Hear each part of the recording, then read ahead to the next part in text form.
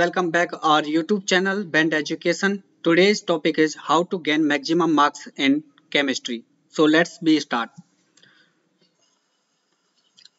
Physical chemistry. आज हम बात करते हैं फिजिकल केमिस्ट्री की। तो फिजिकल केमिस्ट्री में मोस्टली वेटेज वाले टॉपिक की हम बात करेंगे। फिजिकल केमिस्ट्री में 15 से 18 क्वेश्चन पर ईयर आपके नीट एग्जाम में पूछे जाते हैं। तो आइए बात करते हैं पहले हम एटॉमिक स्ट्रक्चर की। तो एटॉमिक स्ट्रक्चर से पर ईयर आपके 1 से 3 क्वेश्चन पुटअप किए जाते हैं। फॉर्मूला बेसिस क्वेश्चन आते हैं। बात करते हैं इक्विलिब्रियम की। तो ये दो टॉपिक में डिवाइडेड है, 2 चैप्टर हैं इसमें, आयनिक एंड केमिकल।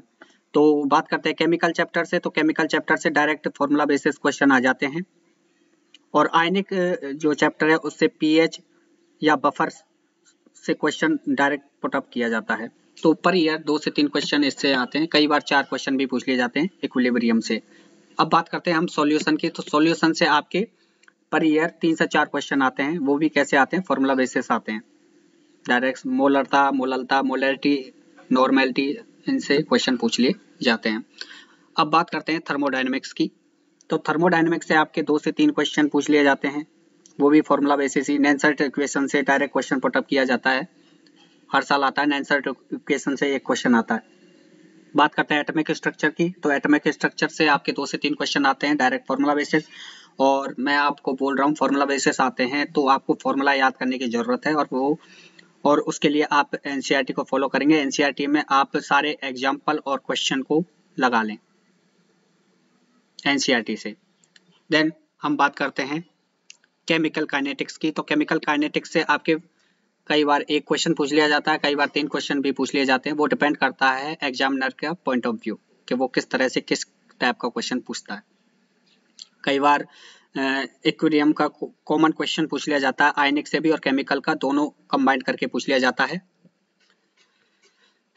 देन हम बात करते हैं सॉलिड स्टेट की। तो सॉलिड स्टेट एक ऐसा टॉपिक है जो छोटा भी है और मैक्सिमम मार्क्स का वेटेज भी रखता है। तो यहाँ से आपका हेक्सागोनल स्ट्रक्चर वगैरह, ऑक्टागोनल स्ट्रक्चर से क्वेश्चन पूछ लिया जाता है। कई बार ए की त्रुटि कितनी है, इतनी दे रखी है 50%, और बी की इतनी दे रखी है, तो क्या फॉर्मूला बनेगा। तो इस टाइप के क्वेश्चन आपके सॉलिड स्टेट से पूछ लिए जाते हैं।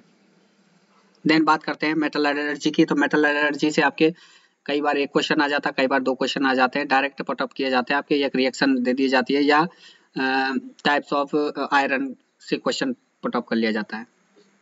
और आपकी बात करते हैं आपके सरफेस केमिस्ट्री और स्टेट मैटर की बात करें तो यहाँ से इन दोनों चैप्टरों से कई बार एक एक क्वेश्चन आता है या कई बार आता ही नहीं है।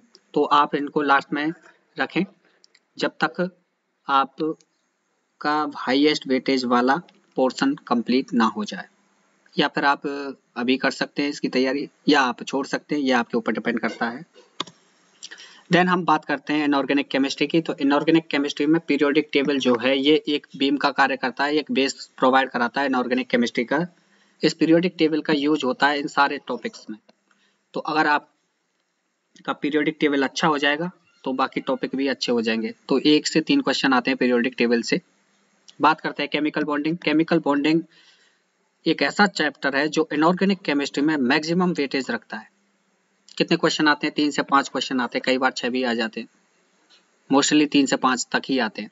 बात करते हैं एस ब्लॉक की। तो एस ब्लॉक से 1 या 2 क्वेश्चन आते हैं, बहुत छोटा सा टॉपिक है और सिंपल भी है।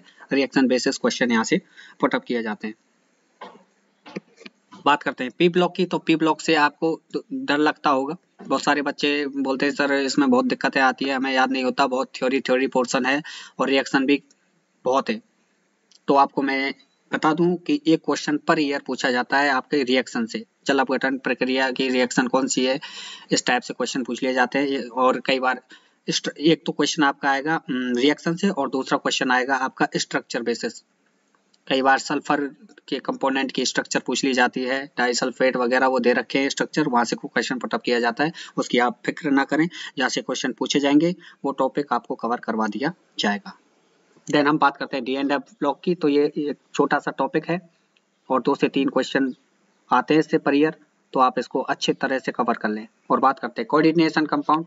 ये भी बहुत इंपॉर्टेंट टॉपिक है, 3 से 4 क्वेश्चन आते हैं। तो ऑल ओवर हम बात करें तो इनऑर्गेनिक केमिस्ट्री 15 से 18 क्वेश्चन आते हैं। तो आप मोस्टली फोकस करें आप कोऑर्डिनेशन कंपाउंड, डी&एफ ब्लॉक और केमिकल बॉन्डिंग पर। एस ब्लॉक छोटा सा है, आप इसको लास्ट में रख सकते हैं। पीरियोडिक टेबल को आप सबसे पहले कर ले, एक सरसरी निगाहों से देख ले ताकि आपको कोई तरह की दिक्कत ना आए। नेक्स्ट हम बात करते हैं ऑर्गेनिक केमिस्ट्री की। तो ऑर्गेनिक केमिस्ट्री में मोस्टली रिएक्शन ही रिएक्शन है और लोगों को डर लगता है कि सर रिएक्शन कैसे याद करें, कैसे नहीं करें। तो आपको मैं बता दूं कि रिएक्शन मोस्टली आप प्रेफर करें एनसीईआरटी की जितनी भी रिएक्शन है आप उनको याद करने की कोशिश करें, बाकी हम आपको सिंपल वे में याद करवाने की कोशिश करेंगे।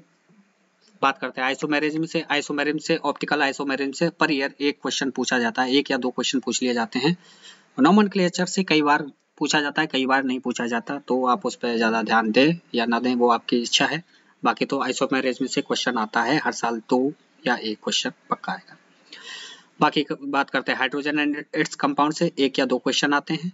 ऑक्सीजन एंड इट्स कंपाउंड से एल्डिहाइड, कीटोन, कार्बोक्सिलिक एसिड और उनसे क्वेश्चन पुट अप किए जाते हैं। 4 से 5 क्वेश्चन आते हैं और उसके लिए आप रिएक्शंस को याद रखें, कौन कौन सी रिएक्शन कौन सा कंपाउंड बना रही है ये आपको ध्यान रखना पड़ेगा, वो हम याद करवाएंगे। Nitrogen and it's containing compound की बात करें तो ये इससे भी 2 से 3 क्वेश्चन आते हैं हर पर ईयर। और reaction mechanism second, GOC second की बात करें तो 2 से 3 क्वेश्चन वहां से भी आते हैं।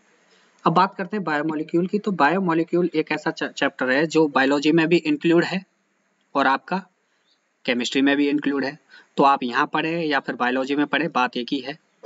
नो डाउट 2 से 3 क्वेश्चन आते हैं पर ईयर, तो आप इसको अच्छे तरह से कर लें, चाहे बायोलॉजी में पढ़ लें चाहे यहाँ पढ़ लें, एक ही बात है।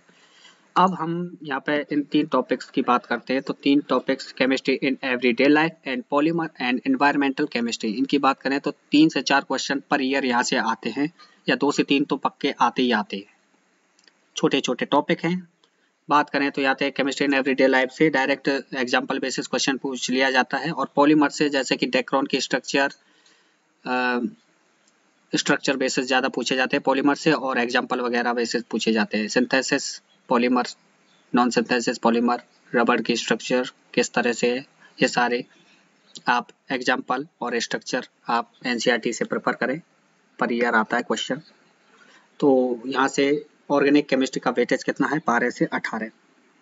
तो कहने का मतलब यह है कि अगर आपको एग्जाम्पल और रिएक्शन और फॉर्मूला बेसिस की बात की है तो आप एनसीईआरटी को फॉलो करेंगे पहले, क्योंकि NCERT is the very important factor for crack NEET exam.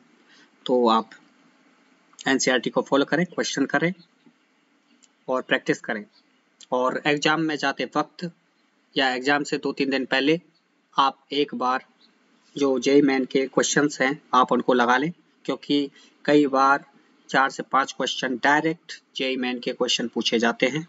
No doubt ये आपको भी पता होगा। Thanks for watching this video, please like and subscribe, और अगर अच्छा लगा हो तो इसको शेयर करें ज़्यादा से ज़्यादा। Thank you. और आपके लिए नेक्स्ट अपडेट आपको नेक्स्ट वीडियो में प्रोवाइड कराई जाएगी।